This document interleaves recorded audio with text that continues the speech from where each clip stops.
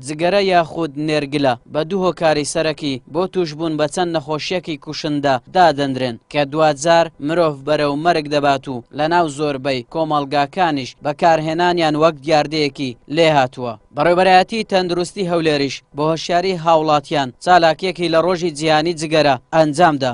وەکو هەرێمی کوردستان لێژنەی تایبەتمان هەیە بۆ بەرەنگاربوونەوەی بەکارهێنانی تووتن و سیوێکی مانجی پێنجیش هەموو ساڵانە یادی ئەوە دەکرێتەوە. ئیتر یادکردنەوەکەی بەکاردێت لە بۆ زیاتر هۆشیارکردنی خەڵک لە زەرەر و زیانی بەکارهێنانی تووتن بە هەموو شێوەیەکانی.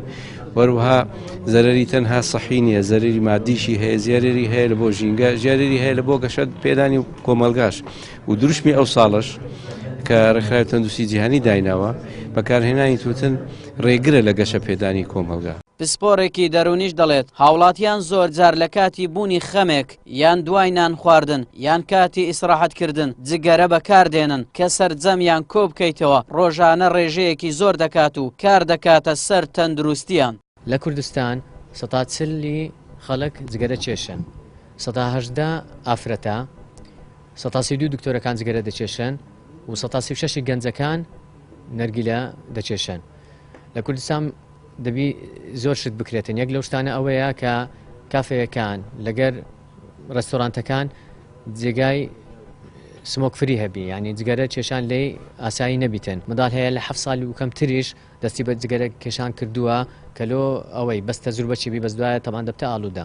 خاوەن کۆگایەکی جگەرەش دەڵێت بازرگانی گەورە لە پشت هێنانی ئەو مادەیەن و بە ئارەزووی خۆیان هەر جگەرەیەک بیانەوێت هاوردەی دەکەن. لەبارەی نرخەکانیشەوە دەڵێت پاکەتی گرانبەها هەیە و خەڵکی زەنگینیش بەکاری دێنن. کێشانی جگەرە و زۆربوونی جگەرە لە بازارگەلە زۆر بوو لەبەرەوەی هیچ سانسۆر و ڕقابەتی لەسەر نییە لە هەموو لایەک جگەرە و لە کوردستان دەکا و تەبان سەربوونی هەموو جگەرەش دەبێتە هۆی داڕمانی ئابووری وڵات لەبەرەوەی هیچ شتێکی نایەتە جی ئەو جگەرە زیاتر ئەو جگەرانە لە دووبەی دێ و لە ڕۆژهەڵاتی ئاسیا و لە ڕۆژهەڵاتی ئەوروپا دێ لە منطقەی تاجاکستان و ئەرمینیا و لە منطقەی ئەولای ڕادێ بە نرخترین جگەرەش پارچی بە $100 زیاتریش.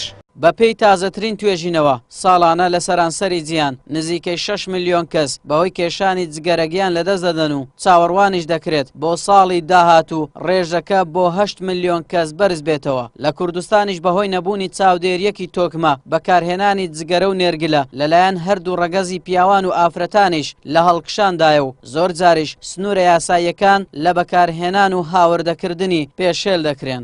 ئاراس عەزیز، کەناڵی پێام، هەولێر.